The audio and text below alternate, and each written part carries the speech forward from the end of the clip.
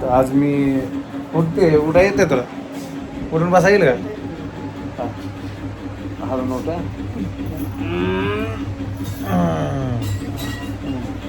ते करून बस पलीकडे फिर असं हा गाशी माझी वागीर यो बसू का मी तुझ्या बेडो आई मला मारणार नाही ना तू मी चुकीचं काही झालं माझ्याकडून पण मला आता सध्या काय का कधी बरं वाटायचं काय तुला बरं वाटते सगळ्या देवाला बोललो की नमस्कार तिथून आता येडा मायला चालत जाणार आहे मी दंडोज घेत जाणार आहे तुझ्या पायावर चांगलं चालत होऊ दे म्हणलं आई बरी होती म्हणलं मी दंडोज घेते तू बरी होऊ दे तसं नुसतं म्हणायचं नसतं एखादा वार किंवा काय असं म्हणायचं असतं वारापर्यंत माझ्या आई नीट होऊ दे बरं ठीक आहे आता म्हणतो मी महिन्यात म्हणले ग महिन्यात माझी आई नीट झाली पाहिजे आता महिनाभर भोगू का असं पण नाही ग तू दवाखान्यातच 15 दिवस होती आहे शुद्धीवर नव्हती तुला काहीच माहीत नाही तुला ध्यानातच नाही काय तुला एक सांग का मला मारणार नाही ना दुसरं लग्न करणार आहे तुला काय वाटतं का मारलं म्हणलं तुला आधीच म्हणलं सोन्यासारखी बायको सोडून दुसरं नको मला माझ्या सारखी बांधती बिनती काय करू वैताग आला काय अरे अक्कल आहे का जरा तसं म्हणून घे बाबा अगं नको मला ती नको वाटायला लागलं की तुझ्यासोबत वाटलं हाक मारलं तिला आता तिला हाक मारू नको खरंच मला आणि सारखं काम करत नाही काय नाही घरातलं काय करू ठेवता तुला जेवाय देत नाही तुला गोळ्या देते तुला जेवाय गोळ्या देत नाही तुला कोण करते लेकर तू बी करतो ती बी करते तू लोकांच्या लेकराला आली लोकांचं आहे का ते पूर्वी मग काय माझी भावाचीच आहे सोड त्याचा विषय नाही काय पण आळे घ्यायची नसते पण मला नाही तिच्यासोबत राहायचं आई मला कटाळा आहे तिच्यासोबत राहायचं आहे ए पूजा अगं बस नको व्यवस्थित आहे नको पूजा हो तुला वाटतंय आमच्या दोघं बांधणार मग कशाला बोलवायला लागली मग कशाला तू तसं म्हणायला लागलं माझी सून आहे सून मग मला त्रास देते काय करायचं म्हणून ती पण म्हणते मला डिवोर्स देते म्हणते बघायचं विचारायचं तुला नको बाबा विचार तिला ए पूजा हात फाड मला म्हणते मला डिवोर्स द्या म्हणते मला काय माहित नाही आणि तिला काय झालं आता तसं विचार तीच म्हणायला लागली मी तीच विचारतोय ग तिच्या अंगात एवढी मस्ती कुठून आली तुझ्या पण नको आणि तिच्या पण नको असतं काय म्हणून जाऊ काय म्हणू मग काय मला ती लय त्रास देते काय मला नको वाटायला लागले तिच्या सोबत राहायला तिने एवढं मला त्रास दिला ना खरंच लय त्रास दिला हां कसंच त्रास दिला सांग अगं तुला जेवाय देत नाही ती सगळं करते कोण म्हणते जेवण करते सगळं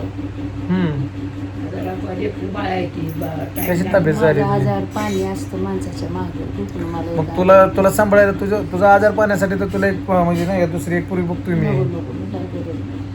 हाय हिला जशी रक्त नात्यातले तसं दुसरं कोण रक्त नात्यातलं आहे का आपल्याला तर माया येते माझ्या भावाची पुरगी मग हिला माया कधी माझी दुसरीला काय माया येणार आहे ते सांगलं हात मारू घात त्याला ए पूजा पूजा आई हाक मार ग माझ्यासोबत बांधून केलं सोबत बांधून करून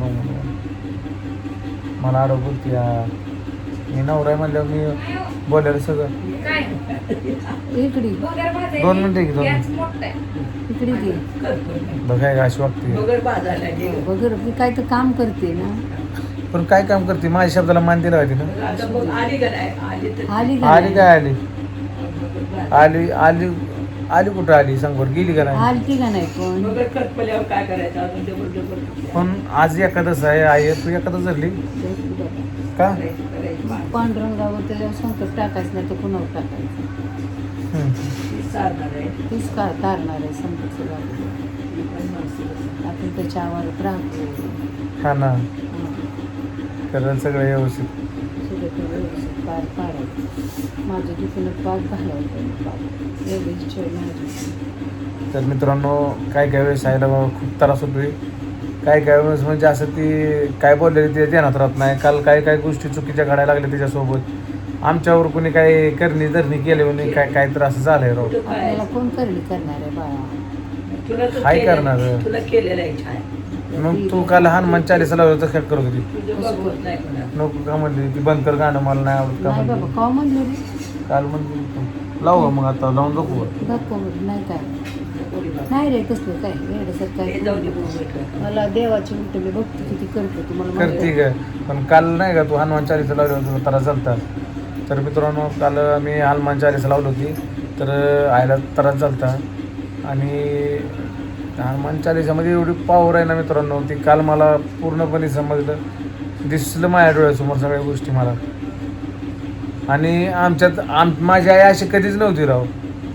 मी तुम्हाला आईचा फोटो दाखवेलच, मी फोटो बघा तर आई कशी राहत होती मित्रांनो आणि आई कशी झाली बघा. माणसाच्या आयुष्यात काही नाही, जोपर्यंत आहे तोपर्यंत सगळ्यांसोबत नीट का राहावा. माणसाच्या आयुष्यामध्ये फक्त पैसा महत्त्वाचा नाही, माणसं सुद्धा महत्त्वाची आहे ती. पण पैसा मला नाही, माणसं महत्वाची आहे. पण आई तुला सांगू का, मला ही कळलं की पैसा म्हणजे नाही का, माणसांपेक्षा जास्त महत्त्वाचा पैसा आहे. हा नाही मला कळलंय, मला हॉस्पिटलमध्ये गेल्यानंतर कळलं. तू दवाखान्यात ॲडमिट होती त्यावेळेस मला कळलं पैसे म्हणजे पैसे असल्याशिवाय कामच होत हा नाही ना. कामच होत नाही. आणि ज्याला मी आपलं मानायचो ना, त्या कुणीचा म्हणजे नाही का असं सहकार्य केलं नाही. फक्त एका व्यक्तीनं मला सहकार्य केलं, एका माणसानं मला मदत केली. तर मित्रांनो, जो माणूस आपल्यासोबत दवाखान्यात खंबीरपणे उभा राहतो ना, तो माणूस खरं आपला असतो बरं का आपल्या. कारण का दवाखान्याची पायरी अशी आहे की भले तिथं नाही झुकते ती. कारण का तिथं माणसाची सगळी हीच राहत काहीच नाही हो. इलाजच चालत नाही. पेशंट आजारी असतं पण त्याच्यामुळं बघा त्याचं जी मागं पळणार असतं का तिला ते ज्याच्यावर नाही का असं. आता समजा माझी मम्मी आजारी पडली होती, मला काय कळत नव्हतं मी पैसा कुठनं ॲडजस्ट करू, मी सगळ्या गोष्टी कुठनं बघू, लेकरं कुठनं बघू. मी आई कुलते एकच आहे मी, म्हणा मला भाव आहे ना कोण. बाबा एकटाच. आणि मला खरंच मला तुमच्या शेवट कोण नाही. आणि आजपर्यंत तुम्ही मला लय सांभाळून घेतलंय होय. अरे बाबा असं सांभाळून घ्या बाबा गं. तेवढीच तुम्हाला माझी हे गप बस, हिरबिडी आहे काय? हा पण हाय की बाबा आपलं सगळं जीवन तुमचं ह्याच्यावरच आहे ना. हाय याच्यावर. पण त्यांनी मला नाही ती सोडत. मी काय झालेलं एवढे खरं नाही रे बाबा. हा काय होणार नाही. कधी भावडी कमी होते लगे पडणार ते. नाही. कधी कमी तर पडणार मित्रांनो, नाही. तुम्ही माझ्या पाठीमागं भाऊ म्हणून खंबीरपणे उभा राहा. मला कुठल्या गोष्टीचं कमी पडत नाही. आणि आई माझ्यासोबत माझी कायम राहणार आहे का नाही? हा, कायम म्हणजे कायम नाही. नाही तसं वाईट बोलायचं. मी बोलू का वाईट? नको नको. मग बरं मग तुझ्यासोबत मी कायम आहे. कायम हाय करे, हा पण तुझ्या माझ्या वयात काय फरक आहे का नाही? असू दे.